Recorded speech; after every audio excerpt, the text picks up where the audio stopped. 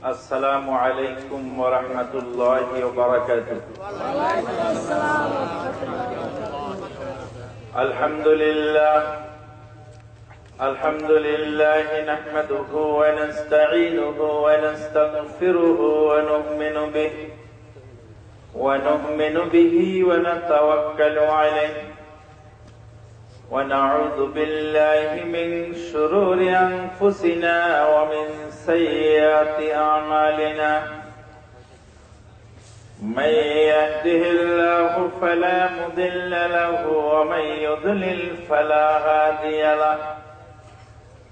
وأشهد أن لا إله إلا الله وحده لا شريك له. وأشهد أن محمدا عبده ورسوله صلى الله عليه وسلم الذي أرسله بالحق بشيرا ونذيرا وداعيا إلى الله بإذنه وسراجا منيرا. أما بعد، فإن خير الحديث كتاب الله وخير الهدي هدي محمد صلى الله عليه وسلم وشر الأمور محدثاتها وكل محدثة بدعة وكل بدعة ضلالة وكل ضلالة في النار. أما بعد، فقد قال الله تبارك وتعالى في الكلام المجيد والفرقان الحميد بعد أعوذ بالله من الشيطان الرجيم. يا أيها الذين آمنوا اتقوا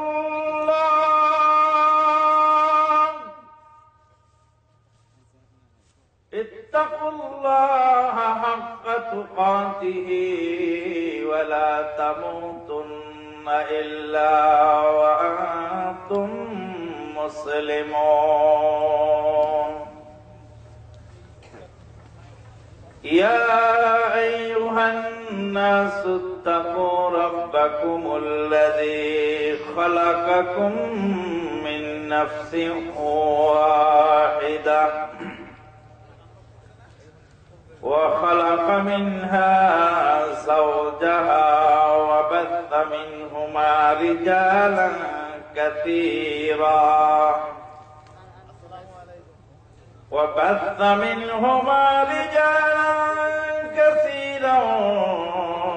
ونساء.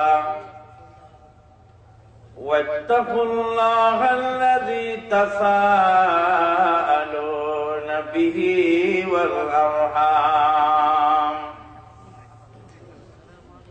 إن الله كان عليكم رقيبا. يا أيها الذين آمنوا اتقوا الله وقولوا قولا سديدا يصلح لكم أعمالكم ويغفر لكم ذنوبكم ومن يطع الله ورسوله فقد فاز فوزا عظيما. وقال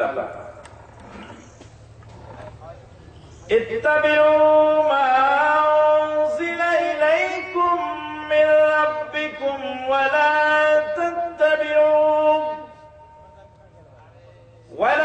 تتبعوا من دونه أولياء قليلا ما تذكرون.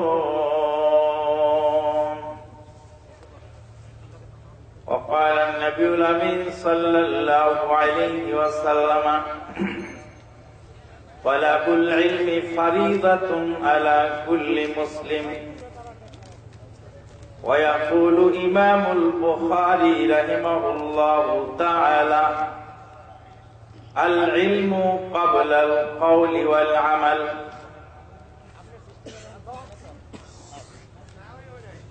বেদাতে হাসানা বেদাতে সাইয়্যা শিরক বেদাত করে হইলাম বেহাইয়া।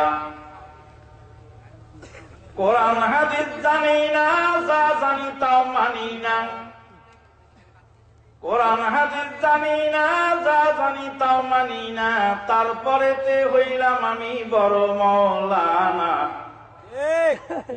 বেদাতে হাসানা বেদাতে সাইয়্যা শিরক বেদাত করে হইলাম বেহাইয়া। আমি হইলাম বড় মওলানা।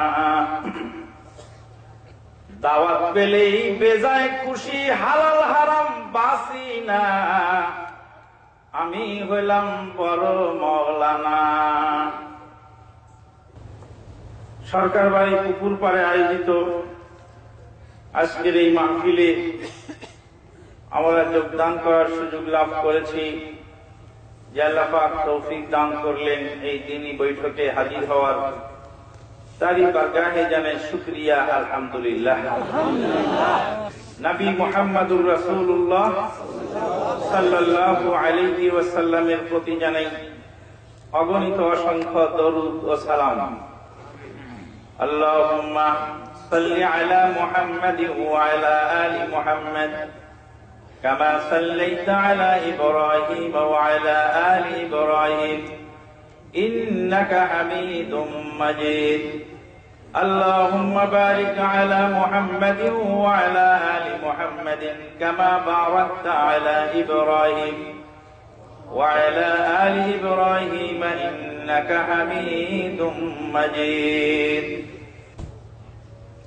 এই কিতাবখানা আমার হাতে, এই কিতাবখানার নাম কোরআন শরীফ। ঠিক আছে তো?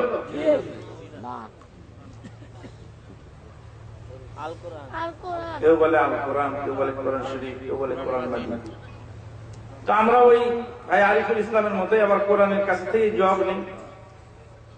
বাল হুয়া কুরআনুম মাজিদ ফি লাওহিম মাহফুজ ইন্নাহু লাকুরআনুন কারীম ফি কিতাবিম মাকনুন। কোন সূরা? কোন সূরা?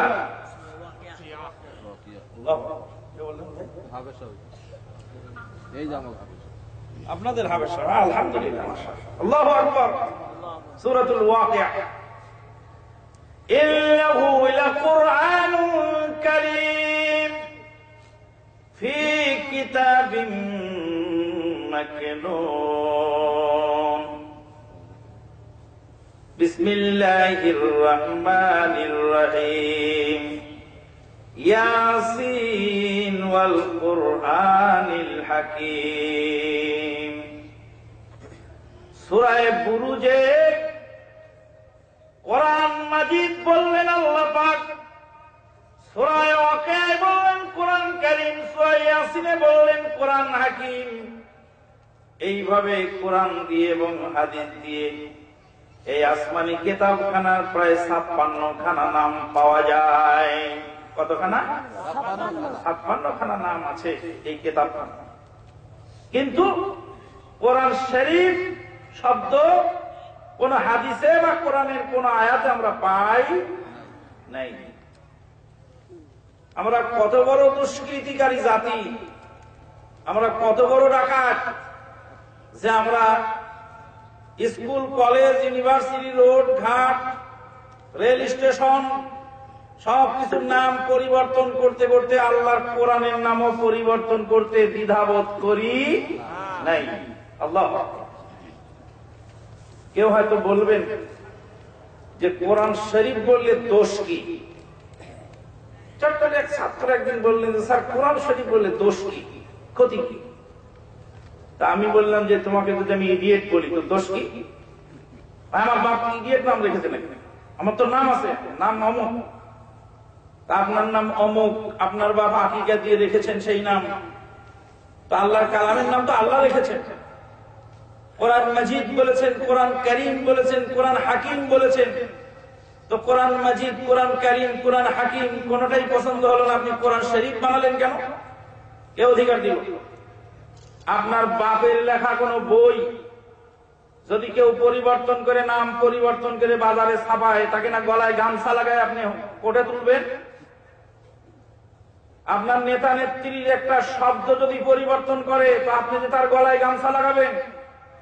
আল্লাহর কোরআন কারীমের নাম পরিবর্তন করে আপনার সমাজে চালু করেছে, তো আপনি তো খেয়ালও করেননি। আমাদের জানার অনেক বাকি আছে। তাই আজকের আলোচ্য বিষয় হবে মানার আগেই জানা দরকার। আমাদের অনেক কিছু জানা দরকার। কোরআন মাজিদে আয়াতের সংখ্যা কতটি বলেন? ৬৬৬৬। এটাও মুখস্থ। ৬২৩৬ ৬৬৬৬ আর ৬২৩৬। আরো বলেন দুই একজন, নাকি দুইটা হয়ে শেষ হয়ে গেছে, তাই না? ৬২৩৬ ৬৬৬৬। মাখলুকাত আল্লাহ সৃষ্টি করেছেন কতটি? ১৮,০০০ মাখলুকাত। সুবহানাল্লাহ। আল্লাহ পাক বলেন, ওয়া মা ইয়ালামু জুনুদা রাব্বিকা ইল্লা হু। তোমার আল্লাহর সৃষ্টি জীব যে পৃথিবীতে কত আছে পৃথিবীর কেউ জানে না, এক আল্লাহ। এটা তো কোরআনের আয়াত নাকি? ওয়া মা ইয়ালামু জুনুদা রাব্বিকা ইল্লা হু। এক আল্লাহ ছাড়া পৃথিবীর কেউ জানে না যে মাখলুকাত কতটি আছে। ১৮,০০০ মাখলুকাত আমিও গুনি নেই, আপনিও বলেন না, কিন্তু এটা গতানুগতিক চলছে। ৬৬৬৬টি কোরআনের আয়াত, এটাও গতানুগতিক কথা। এখন কম্পিউটার যুগ, ক্যালকুলেটর আছে, আপনি আজকে সারা রাত ধরে আগামীকাল সারাদিন ধরে গণনা করবেন। গণনা করে আগামীকাল কামারজুড়ি কোন দিকে? এদিকে, ওইদিকে কামারজুড়ি, এদিকে কামারজুড়ির স্কুল মাঠে আমি আবার আসবো ইনশাল্লাহ। যদি ৬৬৬৬টি আয়াত আপনি কোরআন থেকে গুনিয়ে বাইর করতে পারেন তা আমাকে একটু দেখায়, আমি আমার কথা ঘুরিয়ে নেব ইনশাল্লাহ। বলতেছিলাম যে আজ থেকে প্রায় ১৪০০ বছর আগে বা তারও বেশি সময় আগে কোরআন নাজিল হয়েছে, পৃথিবীতে এসেছে। আজও পর্যন্ত আমি মুসলিম জানি না কোরআনের সঠিক আয়াত সংখ্যা কত। আজও পর্যন্ত আমি জানি না কোরআনের। বলতেছিলাম যে আমাদের জানার অনেক বাকি আছে, যে জিনিসগুলি আমাদেরকে আস্তে আস্তে জানতে হবে। আমরা এখন যখনই কিছু বলি, কোরআন হাদিস থেকে কিছু বলতে যাই, আমাদেরকে অনেকেই বলেন যে নতুন মাসলা বলেন না, তো নতুন কথা করেন না, চুপ করেন, এত নতুন মাসলা বলেন না। আমি জিজ্ঞেস করি যে আপনি যদি না শুনবেন তা আসতেন কেন? ধোয়া কাপড় ধোয়ার জন্য আপনি আসছেন, না ময়লা কাপড় ধুইবেন? কথা বলেন। ময়লা কাপড় ধুতে হবে না ধোয়া কাপড় ধুতে হবে? জানা জিনিস জানতে আসছেন না না জানা জিনিস জানতে আসছেন? এতদিন যা জানি নেই আজকে তো জানতে হবে নাকি? মুখস্থ বিদ্যা যদি আমিও বলে দিই তাহলে আমার মধ্যে আর একজনের মধ্যে পার্থক্য তো হলো না। মুখস্থ বিদ্যা তো আমি বলতে আসিনি, আমি বলতে আসছি যে আমাদের সমস্যা কোথায়। আজকে দুঃখজনক হলে সত্য, গোটা জাতি আজকে পর্যদস্ত। যাদের ওয়াজ শুনছে তারা লেখাপড়া জানে না, লেখাপড়া জানলেও হয়তো বা দিমাগ ঠিক নেই। তার একটা জ্বলন্ত উদাহরণ দিই। ৪০,০০০ টাকা দাম একজন বক্তা, আছে না এরকম বক্তা? কোন বক্তার দাম ৩,০০০, কোন বক্তার দাম ৫,০০০, ১০,০০০, তারপরে কোন বক্তার দাম আছে ২০,০০০, এরকম আছে রেট আর কি। তো রেট হতে হতে হতে হতে লাস্টে ৪০,০০০ দামেরও বক্তা আছে না? ৪০,০০০ দামের এক বক্তা এনে ওয়াজ শোনানো হচ্ছে। তো উনি মাইকের সামনে দাঁড়িয়ে বলছেন যে ইহুদি নাসারা আমাদের দুশমন, ইহুদি নাসারার পণ্য তোমরা বর্জন করো, খবরদার কোন ইহুদি নাসারার মাল কিনবে না। তো ও বক্তা যদি জানতো যে ওনার সামনে থাকা মাইকটা জাপান থেকে আসছে, তাহলে এই কথা কোশ্চিন কালেও বলতো না। বলতো উনি যে মাইক দিয়ে কথা বলছেন, মাইকটা কিন্তু কোন মুসলিম দেশ থেকে বানায়নি, জাপান থেকে বানিয়েছে। উনি যে মোবাইলে ফতুয়া ছাড়ছেন, ওই মোবাইল ফিনল্যান্ড থেকে আসছে। উনি যে জাহাজে চড়ে হজে যাচ্ছেন, সেই জাহাজটা মুসলিম দেশ থেকে তৈরি হয়েছে। তো উনি যে কত বড় নাদান, 40,000 টাকা দামের বক্তা তাকে এনেছেন কিন্তু শিখার জন্য, তুমি তো নিজেই জানেন না, তো আপনাকে কি জানাবে? এই ধরনের অনেক কথা আজকে বাজারে চালু হয়ে গেছে। আমি বলছি, আগেও বলছি, আজকেও বলি, শুনুন, হ্যামিলিনের বাঁশিওয়ালা এসে বাঁশি বাজিয়ে আপনাদের ছেলেদেরকে নিয়ে চলে গেল। আপনারা ঘুমিয়ে থাকলেন দুপুর বেলায়, আর আপনাদের সেই যুবক তরুণ অরুণ ছেলেদেরকে হ্যামিলিনের বাঁশিওয়ালা বাঁশি বাজিয়ে নিয়ে গাঙে ডুবিয়ে মারলো। হ্যামিলিনের বাঁশির কিস্সা শোনেননি আপনারা? আজকে হ্যামিলিনের বাঁশিওয়ালা বাজারে নেমেছে, উস্কানি দিয়ে বিভিন্ন ধরনের অপপ্রচারের মাধ্যমে বিভ্রান্ত করার চেষ্টা করছে, স্লোগান দিচ্ছে জিহাদ জিহাদ জিহাদ চাই, শুরু হলে আমরা নাই। বন্ধুগণ, এগুলি সব দুঃখজনক বিষয়। এই জিনিসগুলি আমাদেরকে পর্যায়ক্রমে জানতে হবে, জেনে জেনে সামনের দিকে আগাতে হবে। আল্লাহ রাব্বুল আলামিন বলেন, ফা'লাম আন্নাহু লা ইলাহা ইল্লাল্লাহ। ফা'লাম, হে নবী আপনি জেনে নিন, ফা'লাম আপনি জেনে নিন, আন্নাহু লা ইলাহা ইল্লাল্লাহ, আল্লাহ ছাড়া কোন সত্য মাবুদ নাই, এ কথাটা আপনি জেনে নিন। ফা'লাম, আপনি জেনে নিন। আজ থেকে 1400 বছর পূর্বে, তারও কিছু বেশি কাল পূর্বে, এই পৃথিবীতে সাইয়্যিদুল মুরসালিন নবী মুহাম্মদুর রাসূলুল্লাহ সাল্লাল্লাহু আলাইহি ওয়াসাল্লাম আগমন করলেন। আগমন করে সমাজের মানুষদেরকে দেখতে পেলেন। সমাজের মানুষেরা নানান রকমের সমস্যায় জর্জরিত। আল্লাহর নবী জাবালে নূরের হীরা গুহায় গিয়ে ধ্যানমগ্ন থাকলেন, আর চিন্তা করলেন এই সমাজের লোককে কি করে ভালো করা যায়। লাইলাতুল কদরের মহিয়সী রজনীতে আল্লাহ রাব্বুল আলামিন জিবরাইল আমিন আলাইহিস সালাতু ওয়াস সালামকে পাঠালেন। পাঠিয়ে বললেন, ইকরা ইয়া মুহাম্মদ, হে মুহাম্মদ সাল্লাল্লাহু আলাইহি সাল্লাম আপনি পড়ুন। আল্লাহর নবী বললেন, মা আনা বিকারিন, আমি পড়তে জানি না। নবী বললেন পড়তে জানি না, হাদিস বুখারীর। মায়ের পেট থেকে পড়ে 40 বছর বয়স হয়েছে। আল্লাহর নবীর নবুয়তের প্রাক্কালে সেই 40 বছর বয়স্ক মানুষটি, যাকে আল্লাহ পাক নবুয়ত দান করলেন, তিনি বলেন, মা আনা বিকারিন, আমি পড়তে জানি না। কিতাবালায় লিখে রেখেছে আব্দুল কাদের জিলানী রাহমাতুল্লাহ আলাইহি মায়ের পেট থেকে 18 পারা মুখস্থ করে এসেছিলেন। আব্দুল কাদের জিলানী রাহমাতুল্লাহ আলাইহি মায়ের পেট থেকে 18 পারা মুখস্থ করে এসেছিলেন। তো আমাদের নবী 40 বছর বয়সে কেন বলছেন মা আনা বিকারিন, আমি পড়তে জানি না? তা আব্দুল কাদের জিলানী রাহমাতুল্লাহ আলাইহির চেয়েও কি, আমাদের নবীর চেয়েও কি আব্দুল কাদের জিলানী রাহমাতুল্লাহ আলাইহির মর্যাদা বেশি ছিল? এগুলি বাজে কথা, বানাওয়াট কথা। এগুলি আপনাকে বিশ্বাস করতে হবে, বুঝতে হবে যে এগুলি বানাওয়াট কথা, হতে পারে না। কোরআন পড়লে, কোরআন জানলে, হাদিস পড়লে, হাদিস জানলে আপনার অনেক সমস্যার সমাধান হয়ে যাবে।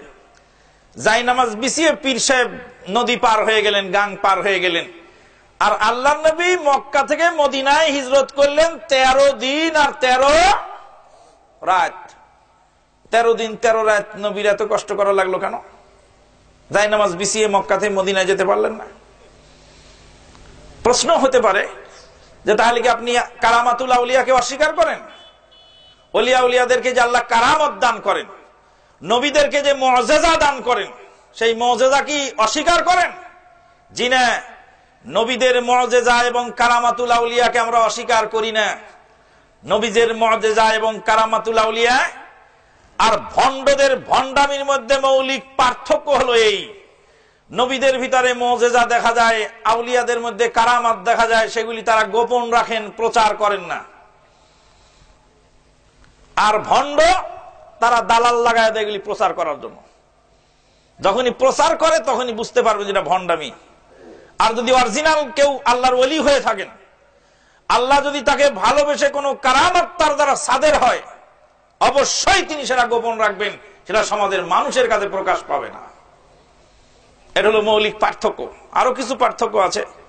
দ্বিতীয় পার্থক্য হলো ইচ্ছা করে তিনি কিছু করতে পারেন না, হঠাৎ করে আল্লাহর গায়েবী মদদে ওটা হয়ে যায়। কিন্তু নিজে যদি ইচ্ছা করে কিছু দেখাতে চান বা দেখিয়ে থাকেন, তাহলে বুঝতে হবে সেটা ভণ্ডামি। কারণ ইচ্ছা করে দেখানোর কিছু নবী রাসূলদের কাছেও নেই, আর আউলিয়াদের কাছে তো নাই বটে। মা আয়েশা সিদ্দিকা রাদিয়াল্লাহু তাআলা আনহার নামে চরিত্রে কলঙ্ক লেপন করা হয়েছিল, হয়নি? কতদিন আল্লাহ নবী অপেক্ষা করছিলেন ওহীর জন্য? প্রায় মাসখানেক অপেক্ষা করলেন। মা আয়েশা সিদ্দিকা রাদিয়াল্লাহু তাআলা আনহাকে বাপের বাড়িতে পাঠিয়ে দিলেন আল্লাহর নবী। বুঝতে পারতেছেন না ঘটনা কি ঘটেছে। মানুষ হিসাবে ঘটতেও পারে, আল্লাহর নবী এতটুকু ভাবছেন মানুষ হিসাবে কোনো দুর্ঘটনা ঘটতেও পারে। তাই আল্লাহর নবী সাল্লাল্লাহু আলাইহি ওয়াসাল্লাম কোনো সিদ্ধান্ত দিতে পারছিলেন না। আল্লাহর নবী একদিন বারিরা রাদিয়াল্লাহু তাআলা আনহার কাছে গেলেন। বারিরা কার নাম? বারিরা রাদিয়াল্লাহু তাআলা আনহা কে ছিলেন? সাহাবী। আলহামদুলিল্লাহ, উত্তর হয়েছে। কিন্তু আল্লাহর নবীর বাড়ির সাথে, ফ্যামিলির সাথে কি সম্পর্ক ছিল? মারহাবা, কে বললেন? আলহামদুলিল্লাহ, মাশাআল্লাহ। দেখেন না, লেখাপড়া কিছু শিখছে, আলহামদুলিল্লাহ, জানে। আল্লাহর নবীর মা আয়েশা সিদ্দিকার দাসী ছিলেন বারিরা রাদিয়াল্লাহু তাআলা। আল্লাহর নবী বারিরা রাদিয়াল্লাহু তাআলা আনহাকে জিজ্ঞেস করলেন, বারিরা, আয়েশা সম্পর্কে তামাম মদিনার অলিতে গলিতে কুৎসা রটে গেল রে, আয়েশা সিদ্দিকা সম্পর্কে তোমার কিছু জানা থাকলে বলো। বারিরা রাদিয়াল্লাহু তাআলা আনহা বলেন, ইয়া রাসূলুল্লাহ, মা আয়েশা সিদ্দিকা রাদিয়াল্লাহু তাআলা আনহা সম্পর্কে আমার কিছুই বলার নাই। তিনি একজন কমলমতী, সরলা, অবলা মহিলা। তার সরলতার পরিচয় হলো আটা সানতে সানতে আটা না ঢেকেই ঘুমিয়ে যান। আবু বকর সিদ্দিক 9 বছর বয়সে মেয়েটাকে এনে আল্লাহ নবীর ঘরে তুলে দিয়েছিলেন। 6 বছর বয়সে বিবাহ হয়েছিল, আর 9 বছর বয়সে আল্লাহ নবীর বাড়িতে এসেছিলেন। 18 বছর বয়সে মা বিধবা হয়ে গেলেন। মা আয়েশা সিদ্দিকা রাদিয়াল্লাহু তাআলা আনহা আবু বকর সিদ্দিক রাদিয়াল্লাহু তাআলা আনহুর কন্যা। বাপের মতোই উদার ছিলেন, খাবারের তো একটা কোনোদিন করেন নাই। ভাগনাকে ডেকে ডেকে বলছিলেন, ভাগনা রে, বহুদিন পার হয়ে গেছে, নবীর বাড়িতে চুলায় কোনোদিন আগুন জ্বলে নাই। মাসের পর মাস পার হয়েছে রে ভাগনা, নবীর চুলায় আগুন জ্বলে নাই। ভাগনা জিজ্ঞেস করেন, খালাম্মা, আপনাদের খাবারের কি ব্যবস্থা ছিল? মা আয়েশা সিদ্দিকা বলেন, বাবা ওরওয়া রে, সেই দিন 2টি কালো জিনিস আমাদের খাবার ছিল, এক কালো খেজুর আর এক কালো পানি। মা আয়েশা সিদ্দিকা রাদিয়াল্লাহু তাআলা আনহাকে আল্লাহর নবী বাপের বাড়িতে পাঠিয়ে দিলেন। বিরাট লম্বা ঘটনা, প্রায় মাস পার হয়ে গেল, কোন সিদ্ধান্ত নাজিল হলো না।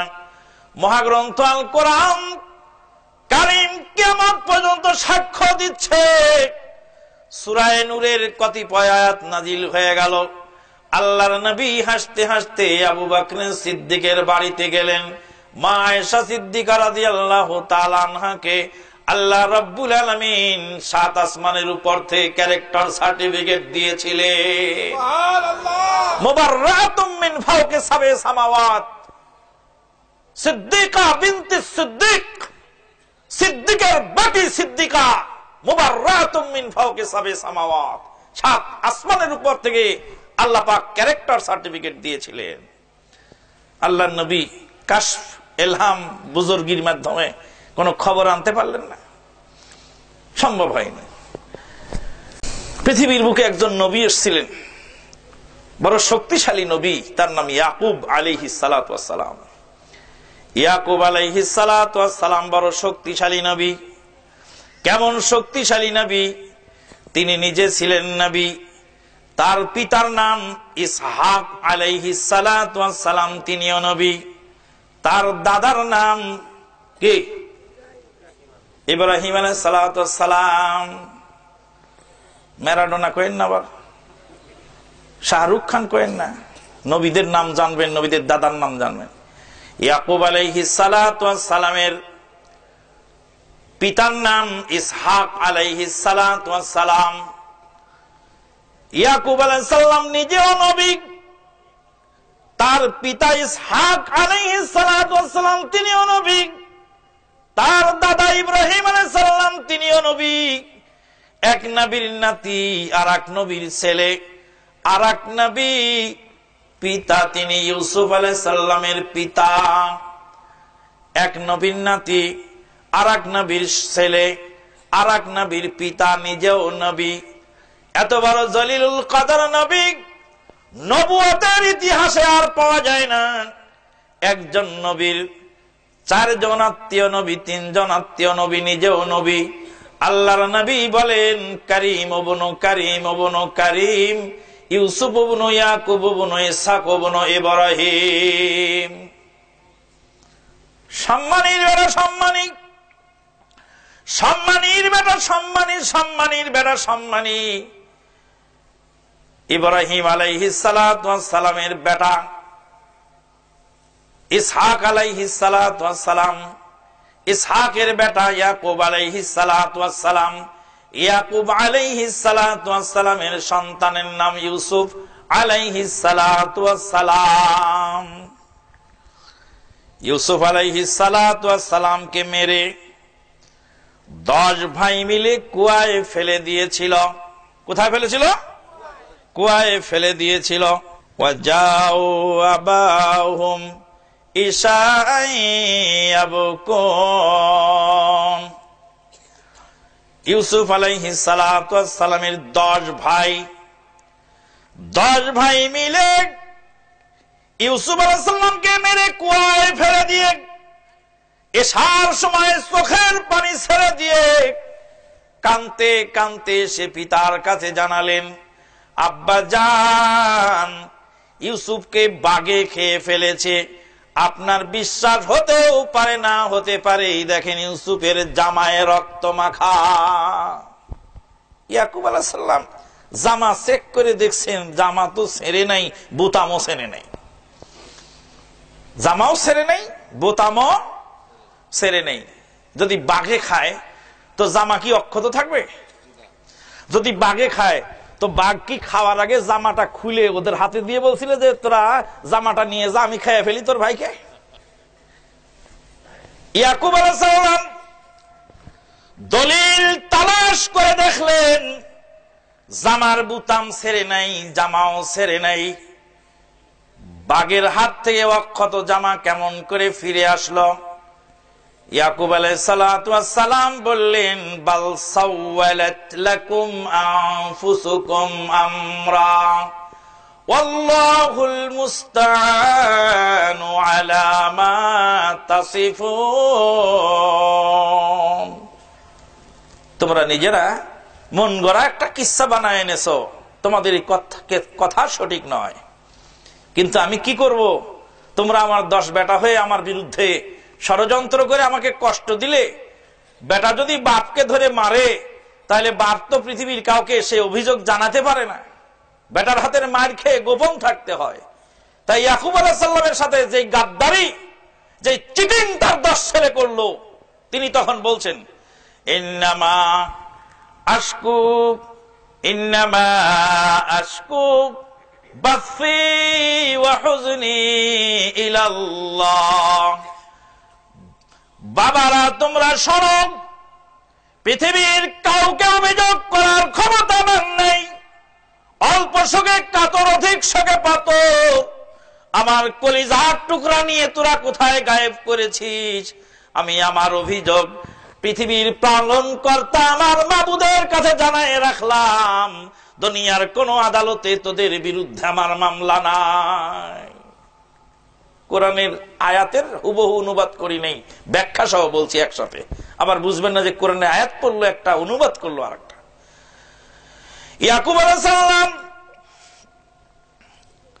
সবুর করেন, ছেলের সঙ্গে কাঁদতে কাঁদতে আল্লাহর কালাম বলছে, চোখের পানি ঝরতে ঝরতে ইয়াকুব আলাইহিস সালাতু ওয়াস সালাম অন্ধ হয়ে গেলেন। ইয়াকুব আলাইহিস সালাতু ওয়াস সালামের বাড়ি থেকে মাত্র 3 কিলোমিটার দূরে মরুভূমির মধ্যে, সেই কুয়ার মধ্যে বেটা ইউসুফকে ফেলে তারা চলে এসেছিল। 3 দিন পার হয়ে গেল। ওই কুয়ার মধ্যে ইয়াকুব আলাইহিস সালাতু ওয়াস সালামের বেটা ইউসুফ 3 দিন পড়ে রইলেন। ইয়াকুব আলাইহিস সালাতু ওয়াস সালাম নবী, তার ছেলে হবু নবী, ভবিষ্যতে নবুয়ত আল্লাহ তারে দান করবেন। সেই নবী কুয়ার মধ্যে পড়েন, আরেক নবী ঘরের মধ্যে কাঁদছেন। ওই কুয়ার ঘরের ডিস্টেন্স মাত্র আনুমানিক 3 কিলোমিটার দূর। 3 দিন পার হয়ে গেল। 3 দিন পরে মিশরের বণিকেরা আসে, কুয়া থেকে তুলে নিয়ে মিশরে নিয়ে বিক্রি করে ফেললো। 3 দিনের মাথায় আয়না পরে, তাবিজ করে, বুজুর্গি দিয়ে, গাছ সালাম দিয়ে, বাটি সালাম দিয়ে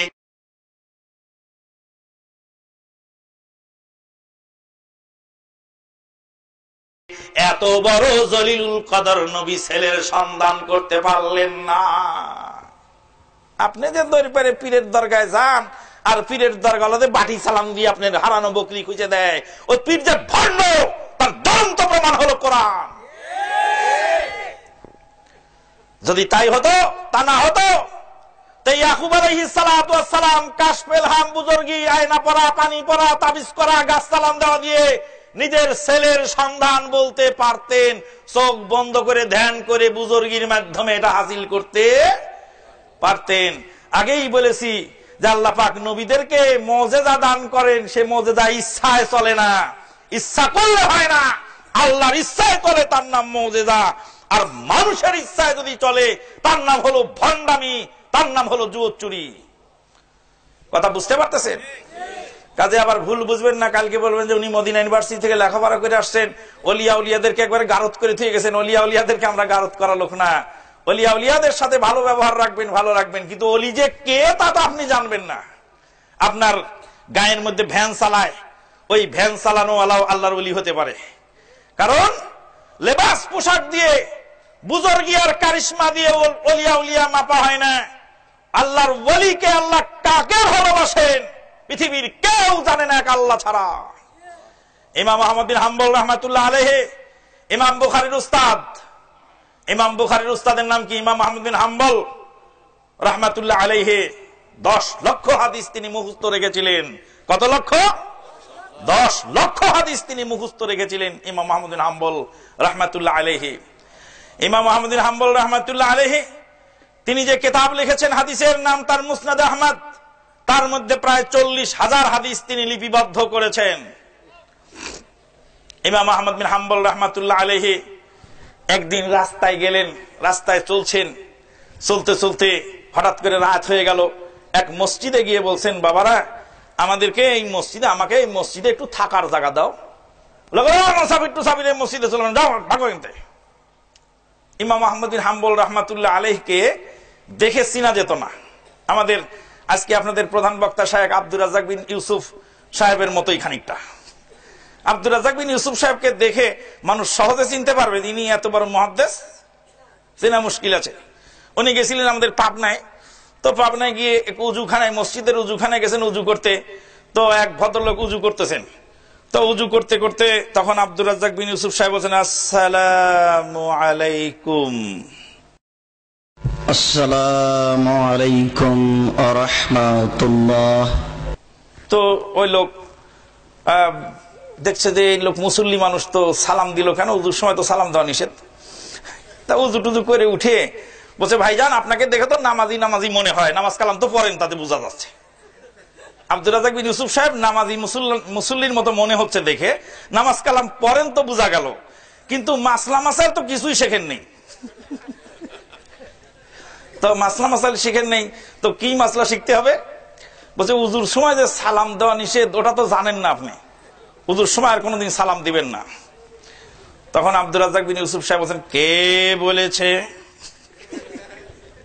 উজুর সময় সালাম দেওয়া যাবে না, কে বলেছে? বলছে হাদিসে আছে। কোথায় আছে?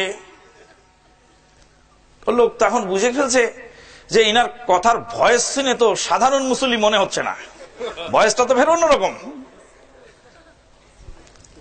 আল্লাহু আকবার, সুবহানাল্লাহ বিহামদি। গল্প কিসসা কইতে গেলে রাত ভোর হয়ে যাবে, কিসসা বলতে চাচ্ছি না। বলতেছিলাম যে চিনতে পারেনি।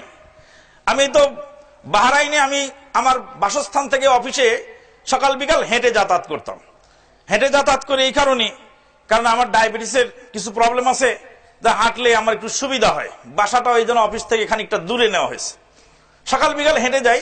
তো একদিন সকালে হেঁটে যাচ্ছি আমার বাসস্থান থেকে বাহরাইনের আমার সেই ইসলামিক সেন্টার, হেদায়া সেন্টারের দিকে যাওয়ার পথে রাস্তায় দেখছি বাংলাদেশের কিছু তরুণ অরুণেরা, তারা ওখানে কনস্ট্রাকশনের কাজ করে, রাস্তার কিনারে কার্পেট বিছিয়ে বসে নাস্তা খাচ্ছে, রুটি খাচ্ছে, আপনার সবজি এবং দিয়ে কি বলে, হ্যাঁ সবজি দিয়ে রুটি তারা খাচ্ছে, ওখানে সবজি ডাল দিয়ে রুটি খাচ্ছেন। তো আমি যাওয়ার পথে বললাম, আসসালামু আলাইকুম ওয়া রাহমাতুল্লাহি ওয়া বারাকাতুহু। ওরা মনে মনে আমারে ভাবলো যে আমি কোন আরাবিয়ান লোক, বাংলাদেশি মনে করেনি, আরাবিয়ান লোক মনে করে বসে, এই তোর আক্কেল হয় নাই,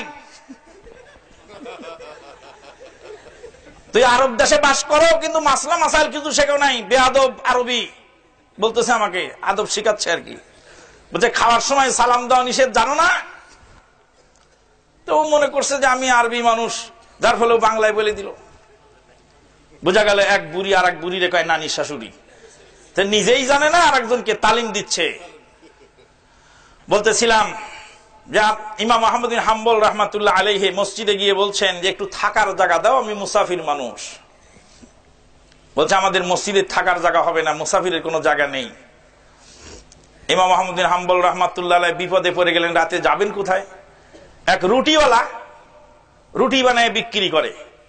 রুটিওয়ালা বলছে, মুসাফির সাহেব চলেন আমার বাসায় যাই। ওনার বাসায় নিয়ে গিয়ে বলছেন, রাত্রে রুটি আটা সেনে রাখতেছেন, সকালবেলা রুটি বানিয়ে বিক্রি করবেন। রুটি সেনার সময় পরে আস্তাগফিরুল্লাহ আস্তাগফিরুল্লাহ আস্তাগফিরুল্লাহ আস্তাগফিরুল্লাহ আস্তাগফিরুল্লাহ বলেন আর আটা ছানেন। ইমাম আহমদ বিন হাম্বল রাহমাতুল্লাহ আলাইহি জিজ্ঞেস করলেন, ভাইজান আটা ছানার সময় আপনি আস্তাগফিরুল্লাহ কেন পড়েন? আস্তাগফিরুল্লাহর মধ্যে কি আছে? আটাওয়ালা রুটিওয়ালা বলে, ভাইজান মুসাফির, আস্তাগফিরুল্লাহর মধ্যে কি আছে আমি তা জানি না, তবে জীবনে যত কিছু চাওয়ার দরকার ছিল আল্লাহ রাব্বুল আলামিনের কাছে চেয়েছি এই ইস্তেগফারের মাধ্যমে। আল্লাহ রাব্বুল আলামিন বলেন, কুল ইস্তাগফিরু রাব্বাকুম ইন্নাহু কানা গাফফারা ইউরসিলুস সামাআ আলাইকুম মিদরারা। ও নবী গো, মানুষকে বলে দিন ইস্তেগফার করার জন্য। আল্লাহ রাব্বুল আলামিন হলেন গাফফার।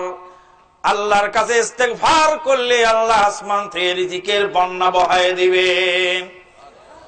ইমাম আহমদ বিন হাম্বল রাহমাতুল্লাহ আলাইহি বলেন, আটাওয়ালা রুটিওয়ালা বলেন, শোনো ভাই মুসাফির শোনেন, জীবনে যা কিছু চাওয়ার দরকার হয়েছে আল্লাহর কাছে চেয়েছি, ইস্তেগফারের মাধ্যমে আল্লাহ আমাকে দিয়েছেন, তবে একটি আশা আজ পর্যন্ত পূরণ হলো না। কি আশা? কি আশা পূরণ হয়নি আপনার? আল্লাহর কাছে দরখাস্ত করে রেখেছি, বর্তমান জামানার শ্রেষ্ঠ ইমাম আহমদ ইবনে হাম্বলের সাথে যেন আমার সাক্ষাৎ হয়ে যায়। আল্লাহ রাব্বুল আলামিন এই আশাটা আমার পূরণ করে নাই, এইটুকু বাকি আছে, আর কোন আশাই আমার অপূর্ণ রয়ে যায় নাই। ইমাম আহমদ বিন হাম্বল রাহমাতুল্লাহ আলাইহি বলেন, বাবা রুটিওয়ালা তুমি শোনো, যেই মুসাফিরকে তুমি আজকে জায়গা দিয়েছো সেই মুসাফিরের নাম হলো ইমাম আহমদ ইবনে হাম্বল রাহমাতুল্লাহ আলাইহি। আল্লাহু আকবার।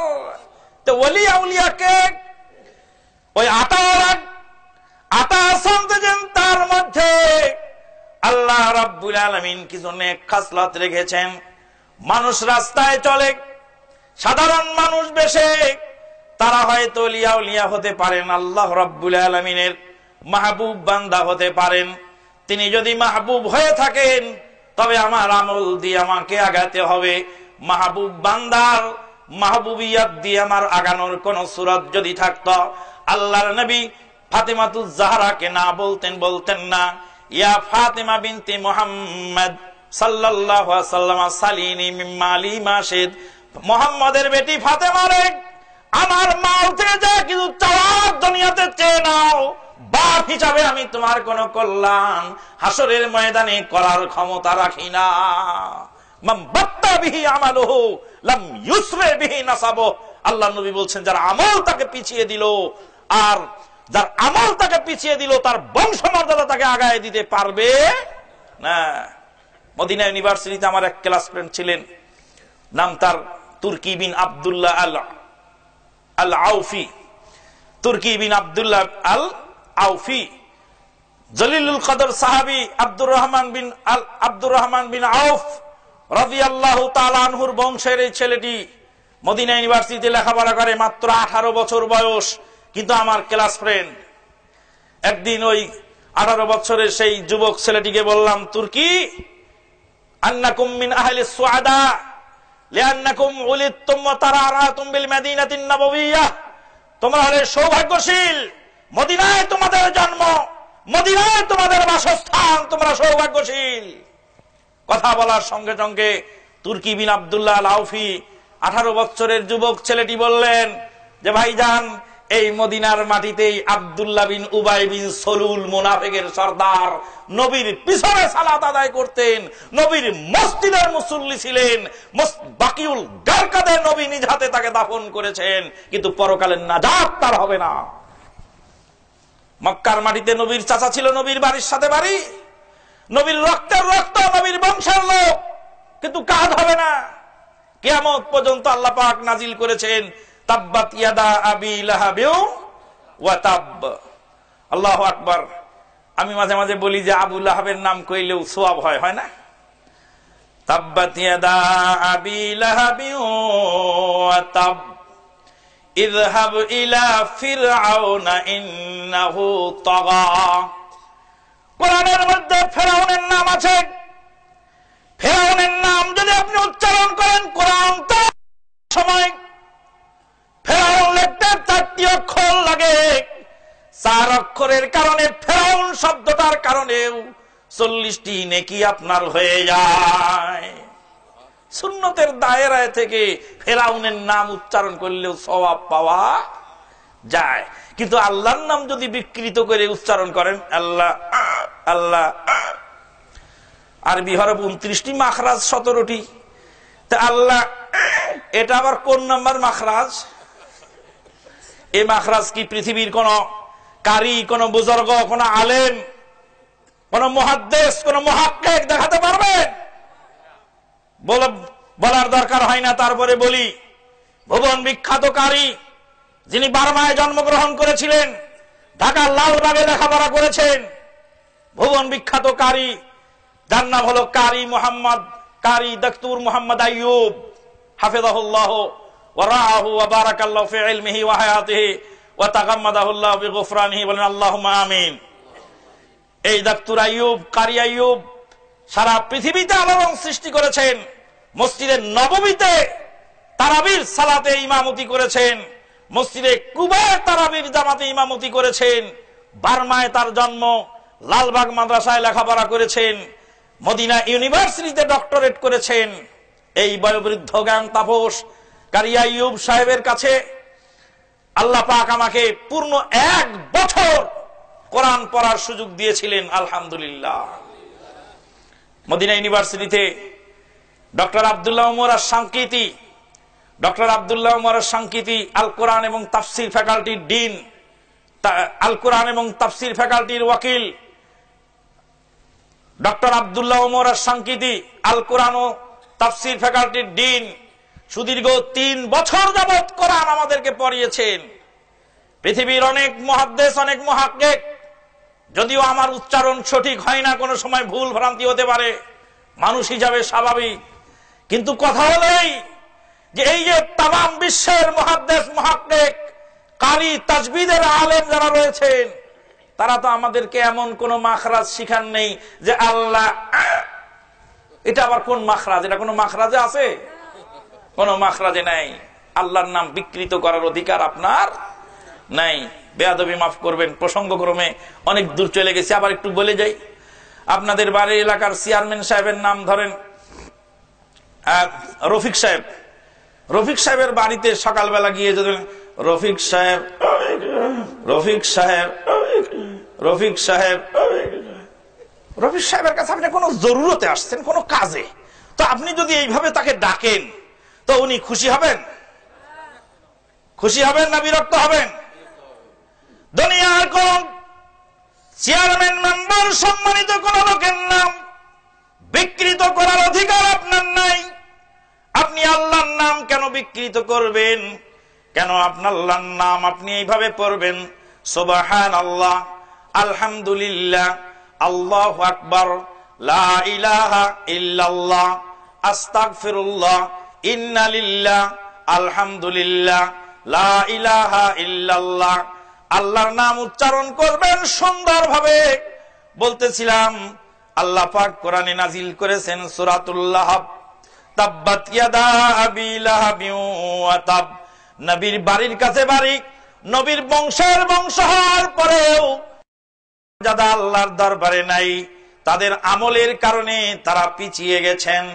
আমল দিয়ে সামনে আগাতে হবে, কোন বুজুর্গির মাধ্যমে সামনে আগানোর কায়দা নাই। ভাইজান, বলতেছিলাম ইয়াকুব আলাইহিস সালাম গায়েবের খবর জানলেন না, ছেলে হারিয়ে গেল, ছেলের সন্ধান করতে পারলেন না। পৃথিবীর কেউ ইচ্ছা করলে বুজুর্গির মাধ্যমে গায়েবের ভেদ জাহের করতে পারেন না।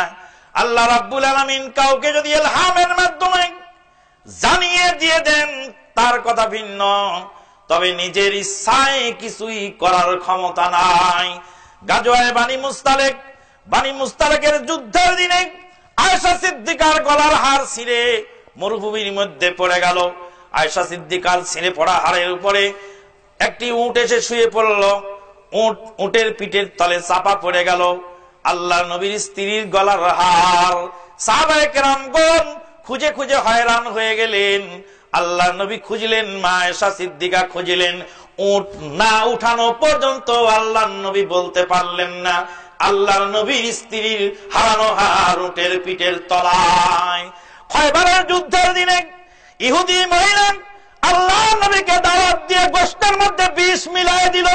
বিষ খেয়ে সাহাবায়ে কেরামগণ ইন্তেকাল করলেন, কয়েকজন সাহাবী ইন্তেকাল করলেন। আল্লাহর নবী ওই বিষাক্ত গোশত খাওয়ার কারণে মারাত্মক অসুস্থ হয়ে পড়লেন। কাশফ ইলহামের মাধ্যমে আল্লাহর নবী জানতে পারলেন না ওর মধ্যে বিষ রয়েছে। ওমর ইবনুল খাত্তাব ফজরের নামাজ করতেছিলেন, ঘাপটি মেরে আবু লুলুক ফেরত অস্ত্র নিয়ে মসজিদে নববীর অন্ধকার কুঠুরির মধ্যে পালিয়ে লুকিয়েছিল। কিছুক্ষণ পরে উট পেতে থাকা আবু লুলুক ফিরোজ আর মুসলিম জাহানের খলিফা ওমর ইবনুল খাত্তাবকে হত্যা করবেন, এই গায়েবের ভেদ ওমর ইবনুল খাত্তাব জানতে পারেন না। গাজার কলকি টান দেয় ল্যাংটা ফকির, আর তার ভিতরে ভেদ আছে। ভেদ আর কি আছে? বেয়াদবি মাফ করবেন, একজন লোক ডিগ্রি পাস, তার স্ত্রীও ডিগ্রি পাস, সে ভণ্ড ফকিরের মুরিদ হওয়ার পরে এই ভণ্ডের মুরিদ বানানোর স্ত্রীরও লয়ে গেছে গা। লয়ে যাওয়ার পরে চটের সালার ভিতর দিয়ে ইজ্জত আবরুজা আছে সব দেখা যাচ্ছে, সিরা চট পরে আছে।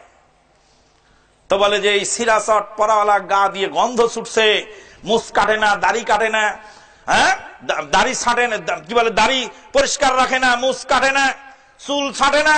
আর এই ভণ্ডর মুরিদ তুমি হয়েছ কেন, কি দেখে? বলো ওই সর্বনাশী, খবরদার, হুশ করে কথা বলি, যারা বুজুর্গ লোক, জানিস না কার ভিতরে কি আছে বলা যায় না। বলে ওর ভিতরে যা ছিল সব তো চট সেনা চট দিয়ে দেখাই যায়, তো আর কি আছে ওর ভিতরে দেখাবো? নাউযুবিল্লাহ মিন যালিকা, আস্তাগফিরুল্লাহ, লা হাওলা ওয়ালা কুওয়াতা। ওরে ও ভণ্ড বাবা, ওরে ও ভণ্ড বাবা, রোজ হাসরে দেখবে তোমার কোন বাবা। নামাজ রোজার ধার ধারে না, মাজারেতে গাঁজা খায়, লম্বা লম্বা চুল রেখেছে, শিকল পরা সারা গায়ে।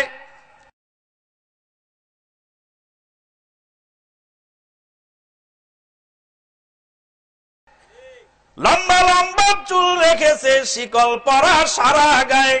মুছে ঢেকেছে মুখ, মুছে ঢেকেছে মুখ, চেনা যায় না কি কারবার। ওরে ও ভণ্ড বাবা, রোজ হাসরে দেখবে তোমার কোন বাবা।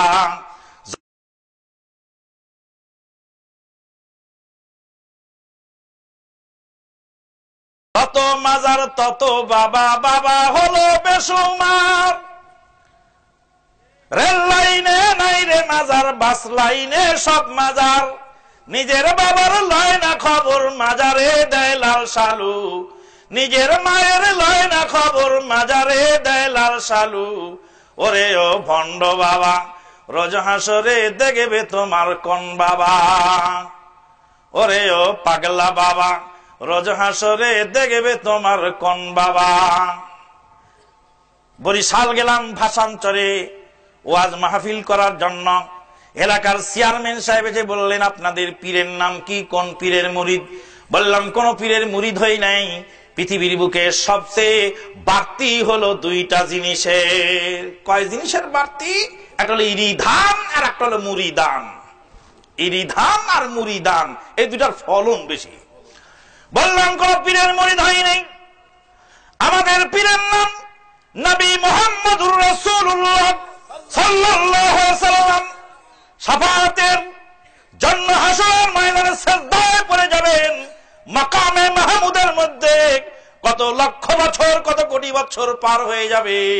আল্লাহ রাব্বুল আলামিন বলবেন, ইয়া মুহাম্মাদু ইরফা রাসাক ওয়াসালতু তাওয়াশফিতু শাফা। হে মুহাম্মদ সাল্লাল্লাহু আলাইহি সাল্লাম, তোমার মাথা তোলো, তুমি সুপারিশ করো। যা সুপারিশ করবে তাই আজকে পূরণ করা হবে, যা চাইবে তাই তোমাকে দেওয়া হবে।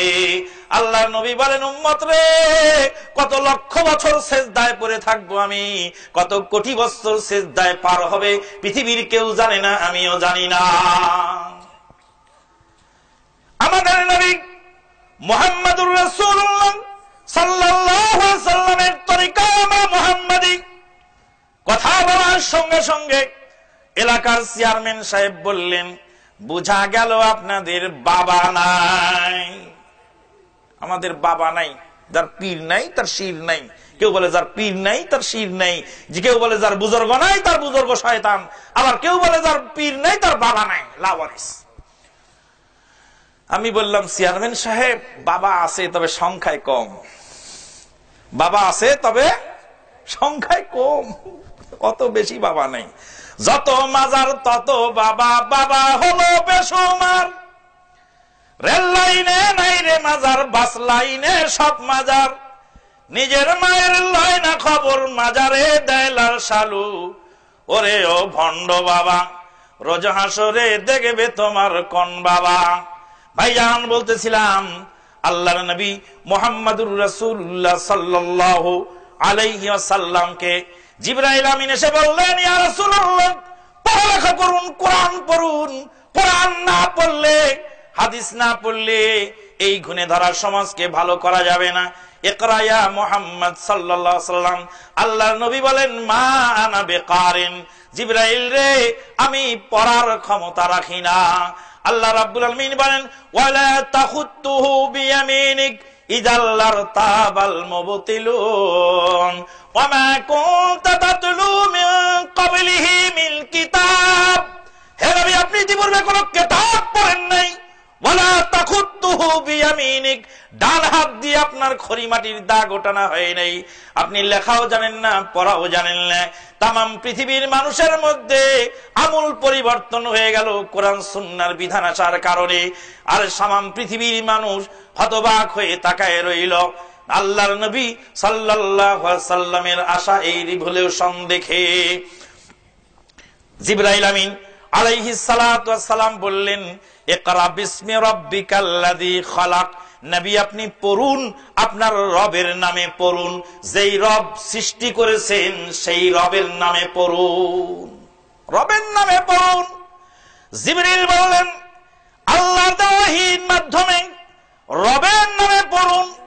পড়ার সবক সর্বপ্রথম দেওয়া হলো, প্রথম দিনেই পড়ার কথা বলা হলো। পড়া প্রথম দিনেই ফরজ হয়ে যায়। ওই জন্য আল্লাহ নবী বলেন তালাবুল ইলমি ফারিদাতুন আলা কুল্লি মুসলিম। তামাম পৃথিবীর সকল মুসলিম নরনারীর উপরে সঠিক বিদ্যা, কোরআন সুন্নাহর বিদ্যা অর্জন করা ফরজ হয়ে যায়। এর মানে এই নয় যে সবাইকে মুফতি হতে হবে, সবাইকে মুহাদ্দিস হতে হবে, তা নয়। দৈনন্দিন জীবনে পাক সাফ ওযু গোসল হালাল হারাম জানার জন্য আপনাকে যেটুকু বিদ্যার দরকার সেই বিদ্যাগুলি জানতে হবে। এই বিদ্যা না জানলে আপনার ঈমান আমল চলবে না। তাই তো ইমাম বুখারী রাহমাতুল্লাহ আলাইহি বুখারীর মধ্যে অধ্যায় চয়ন করেছেন আর বলছেন বাবুল ইলমি ক্বাবলাল কওলি ওয়াল আমাল। কথা বলার আগে, কাজ করার আগে আগে ইলম হাসিল করা চাই। ইলম লাগবে। ওযু করবেন কিভাবে, ওযু কিভাবে করবেন, ইলম লাগবে। দুঃখজনক হলেও সত্য, আমাদের দেশের অনেক আলেম ওলামা এখনো ভালো করে কোরআন সুন্নাহ ভালো করে বুঝি নাই। একজন মুহাদ্দিস এসে বলছেন, একজন মুফতি এসে বলছেন যে কোরআন থাকতে আবার হাদিসের দরকার কি? কোরআন থাকতে হাদিসের দরকার কি? কোরআন আছে তো হাদিসের দরকার নাই। আমি বললাম যে লোক বলবে কোরআন থাকতে হাদিসের দরকার কি, বুঝতে হবে ওই লোক কাদিয়ানীদের ভেজাল ট্যাবলেট খেয়েছে। কারণ এই যে খতমে নবুয়তের প্রোগ্রাম আসতেছে আগামীতে, আপনারা সবাই রেডি থাকবেন। খতমে নবুয়তের প্রোগ্রাম সামনে আসতেছে। কাদিয়ানীরা বলছে কোরআন থাকতে হাদিসের দরকার কি, অথচ আল্লাহর নবী বলেন তারাকতু ফীকুম আমরাইন, তোমাদের মধ্যে দুইটি জিনিস দিলাম। একটু উদাহরণ দিলে সহজ হবে।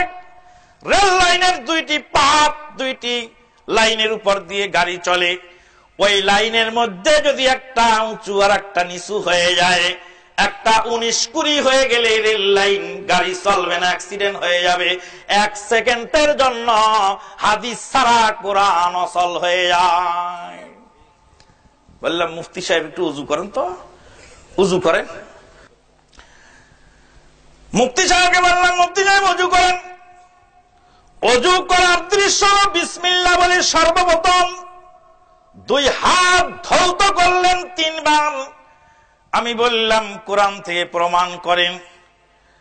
কোরআনে আছে ইয়া আইয়ুহাল্লাযীনা আমানু ইযা কুমতুম ইলাস সালাতি ফাগসিলু উজুহাকুম ওয়া আইদিয়াকুম ইলাল মারাফিক ওয়ামসাহু বিরুসিকুম ওয়া আরজুলাকুম ইলাল কাবাইন।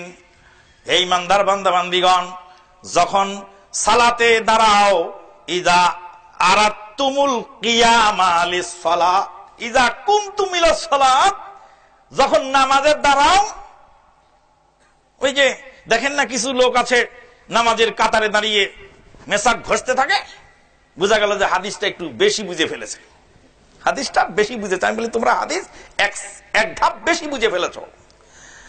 লাউলা আনা শুক্কার উম্মতি লা আমারতুম বিসওয়াক ইনদা কুল্লি সালাত, প্রত্যেক নামাজের টাইমে মেসাক করার অর্ডার দিতাম। তাই তো নামাজের কাতারে দাঁড়িয়ে মেসাক করা হচ্ছে। আল্লাহ রাব্বুল আলামিন বলছেন ইযা কুমতুম ইলাস সালাত, যখন নামাজে দাঁড়াও ফাগসিলু উজুহাকুম, তখন মুখমণ্ডল ধুয়ে নাও। পানি তো নামাজের কাতারে নিয়েই মুখ ধোয়া দরকার। কয় না তা তো হবে না, কি করতে হবে? কারণ ইদা এসেছে, ইদা আসলে ফেলে মাজিকে ফেলে মুজারা বানাই দেয়।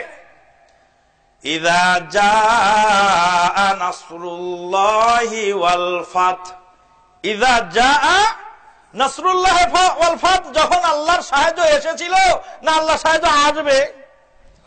আসবে। ইদা কুনতুম মিনাস সালাত, যখন নামাজে দাঁড়ানোর ইচ্ছা পোষণ করো, ফাগসিলু উজুহাকুম, মুখমণ্ডল ধৌত করে নাও। বললাম মুফতি সাহেব আপনার উজু শুরু হলো হাত ধোয়া দিয়ে, হাত ধোয়ার দলিল কোথায় বের করুন? বলে হাত ধোয়ার দলিল তো হাদিসে আছে। আপনি যে বললেন কোরআন আগে মানবো হাদিস পরে মানবো, কোরআন থাকতে হাদিসের দরকার কি? আপনি তো কোরআন দিয়ে উজু শুরু করেন নাই, উজু শুরু করেছেন হাদিস দিয়ে। আপনার উজু শুরু হয় হাদিস দিয়ে। উজু, হাদিস এবং কোরআন একসাথে উজু চলবে, হাদিসকে সাইডে ফেলে দিয়ে আপনার উজুটাও শুদ্ধ হবে না। অতএব বুঝতে হবে, যদি কেউ বলে যে কোরআন থাকতে হাদিস কেন, তাহলে তখন বুঝতে হবে সে কাদিয়ানীদের ভেজাল ট্যাবলেট খেয়েছে। আল্লাহ পাক বলেন ইয়া আইয়ুহাল্লাযীনা আমানু কু আনফুসাকুম ওয়া আহলিকুম নারা, হে ঈমানদার বান্দা বান্দীগণ তোমরা নিজেরাও জাহান্নাম থেকে বাঁচো, পরিবারকেও বাঁচাও। পরিবারকে বাঁচাও, নিজে বাঁচো, নিজের স্ত্রীকে কন্ট্রোল করো, ছেলে মেয়েকে কন্ট্রোল করো।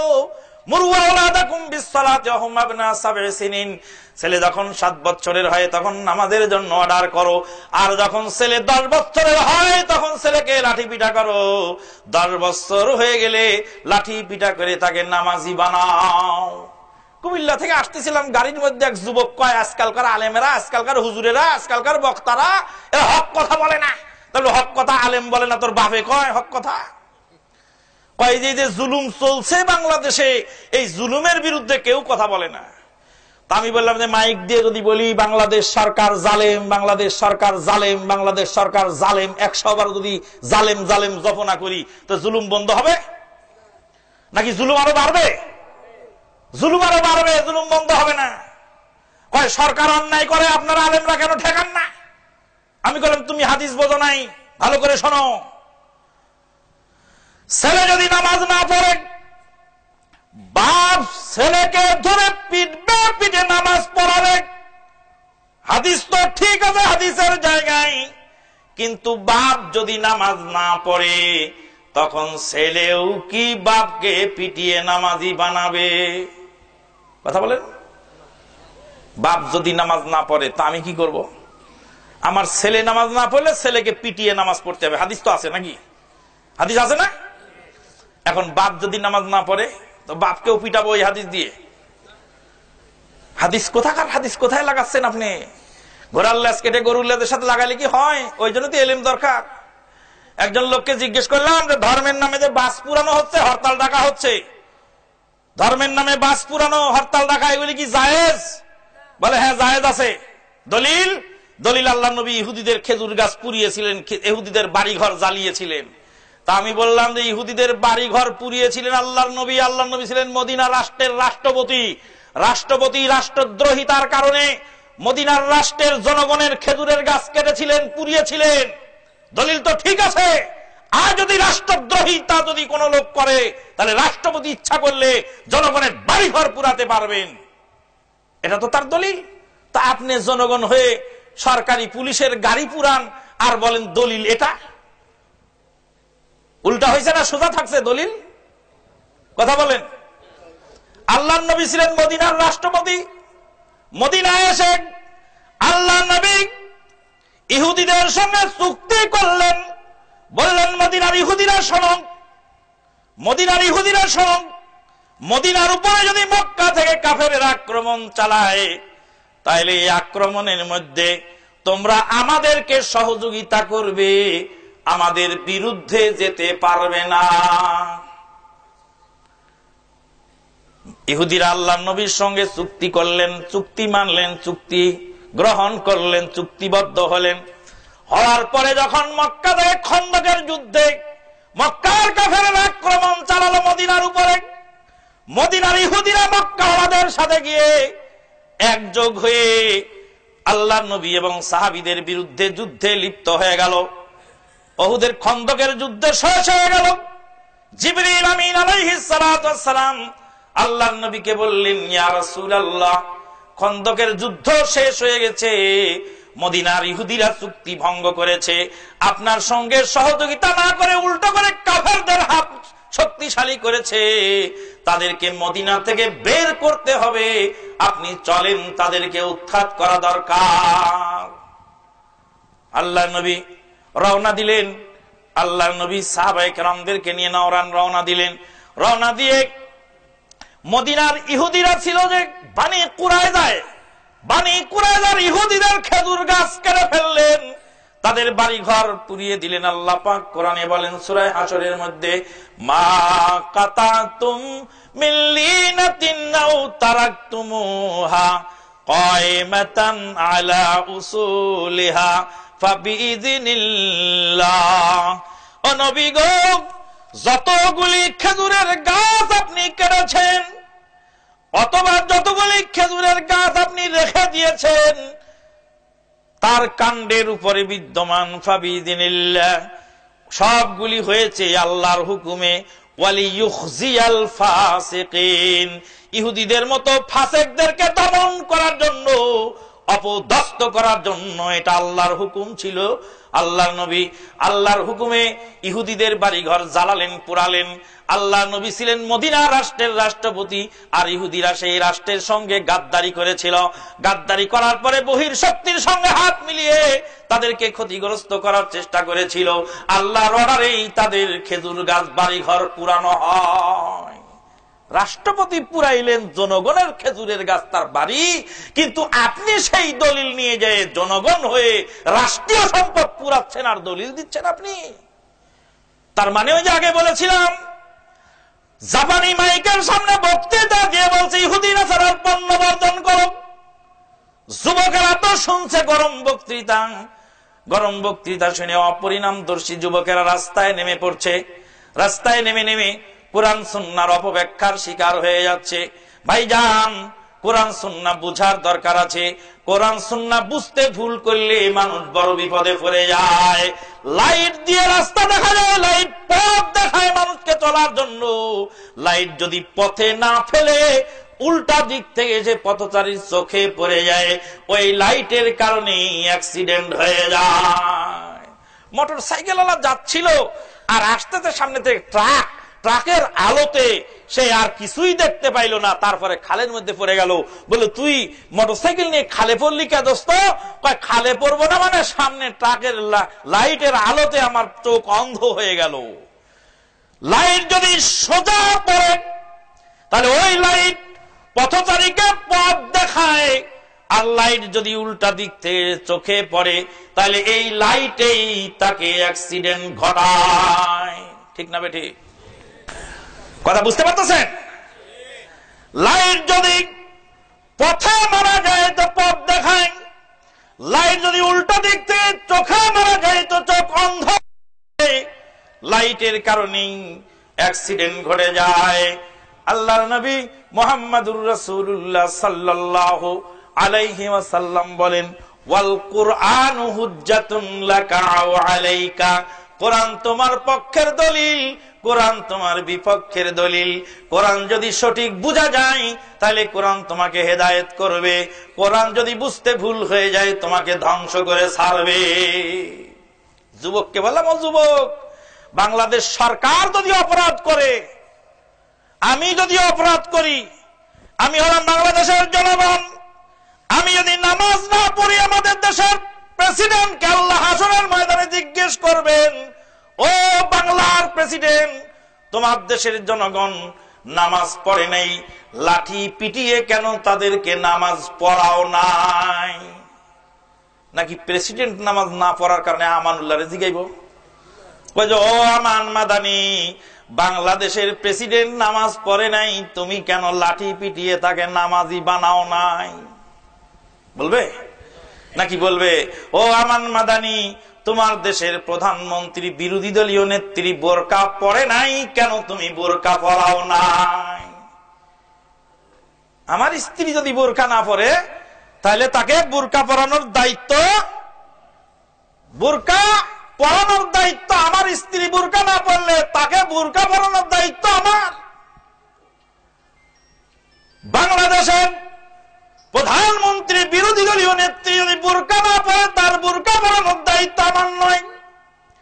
আমি যদি নামাজ না পড়ি তাহলে আমার সরকার আমাকে লাঠি পিটা করে নামাজ পড়াবেন, কারণ সরকারের আন্ডারে আমি বাস করি, সরকার আমার আন্ডারে বাস করে না। আল্লাহ নবী বলছেন আলা কুল্লুকুম রাইন ওয়া কুল্লুকুম মাসউলুন আন রাইয়াতিহি, তোমাদের প্রত্যেকেরই কম বেশি কিছু দায়িত্ব আছে রে, প্রত্যেকের দায়িত্ব সম্পর্কে জিজ্ঞাসিত হতে হবে। আমার দায়িত্ব আমার নিচের অংশ, আমার উপরের অংশের দায়িত্ব আমার নয়। আমার ছেলের আকিকা দেওয়ার দায়িত্ব আমার, আমার বাপের আকিকা দেওয়ার দায়িত্ব আমার দাদার। আমার বাপ দাদা 14 গোষ্ঠী 570 গোষ্ঠীর আকিকা হয় নাই, সে দায়িত্ব যদি আমার উপরে ফেলানো হয় তো আমার মাসার উপর আছে। ভাইরা আমার, আজকে কোরআন সুন্নাহ বুঝতে ভুল করে অনেক গোলমাল হয়ে গেছে। মদিনা ইউনিভার্সিটিতে লেখাপড়া করতে গিয়ে ওখানে গিয়ে 2টা ঘটনা 2 দিন ঘটলো। একদিন হলো কি যে আমাদের উস্তাদ বললেন যে ঈদের দিনে রোজা রাখা হারাম। তা আমি ক্লাসের মধ্যে, আমি এবার ছোটকাল থেকে একটু মানে কেন কোয়া লোক, সে যত বড় লাট সাহেব হোক না কেন, আমি বললাম স্যার ঈদের দিনে রোজা রাখা যাবে না ঠিকই আছে, তবে কুরবানির দিনে অর্ধবেলা রোজা রাখা সুন্নাত। ঈদের দিন রোজা রাখা হালাল না হারাম? হারাম। কুরবানির ঈদের দিনে কি রোজা রাখতে হবে না রোজা ভাঙতে হবে? হাফ বেলা রোজা রাখতে হবে। আর কুরবানির গোশত দিয়ে কি করতে হবে? ইফতার করতে হবে। উস্তাদ আমাকে বললেন, মদিনা ইউনিভার্সিটির প্রফেসর ডক্টর আব্দুল্লাহ আতিক আল মুতাররফি আমাকে বললেন কুরবানির ঈদের দিন রোজা রাখতে হবে, দলিল কোথায় বের করো। দলিলটা নিয়ে গেলাম। আল্লাহর নবী কুরবানির ঈদের দিন না খেয়ে ঈদের মাঠে যেতেন, আর কুরবানির গোশত দিয়ে ওয়ায়ুফতিরু বিউযহিয়াতিহি, কুরবানির গোশত দিয়ে আল্লাহর নবী ইফতার করতেন। বললাম উস্তাদ জি, যদি রোজাই না হবে তবে ইফতারি কেন হলো? রোজা আগে রেখেছিলেন, তারপরে ইফতার পরে করেছেন। তখন উস্তাদ হাসতে হাসতে আধা মরা বলছে, তুমি জানো না ইফতার শব্দের কয়টি অর্থ? বললাম না স্যার। বলে ইফতার শব্দের অর্থ রোজা খোলা।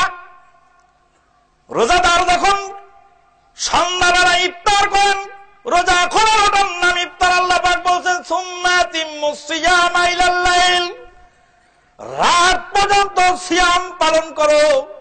সন্ধ্যার সময় খানা খেয়ে রোজা ভঙ্গ করার নাই, ইফতার করা। আর সকালবেলা খানা খেলে তার নাম হয় নাস্তা। নাস্তা হলো ইফতার। হাল ফাতার তুমি কি নাস্তা খেয়েছো? হাল আফতার তুমি কি নাস্তা করেছ? সকালবেলার খাদ্যকে আমরা বলি ব্রেকফাস্ট ইংরেজিতে, আরবিতে বলা হয় আল ইফতার। সকালবেলার খাওয়াকে ইফতার বলা হয়, আর দুপুর বেলার খাওয়াকে বলা হয় গাদা, আর রাতের বেলার খাওয়াকে বলা হয় আপনার আশা। রাতের খানা হলো আশা, রাতের খাবার। আর সকাল বেলার খাবার হলো ইফতার, আর দুপুর বেলার খাবারটা হলো আপনার গাদা। সকালবেলা ইফতার হবে, সকালবেলা নাস্তা হবে। আল্লাহর নবী নাস্তা না খেয়ে গিয়েছেন ঈদগাহর ময়দানে, কুরবানির গোশত দিয়ে ইফতার করেছেন, মানে নাস্তা করেছেন।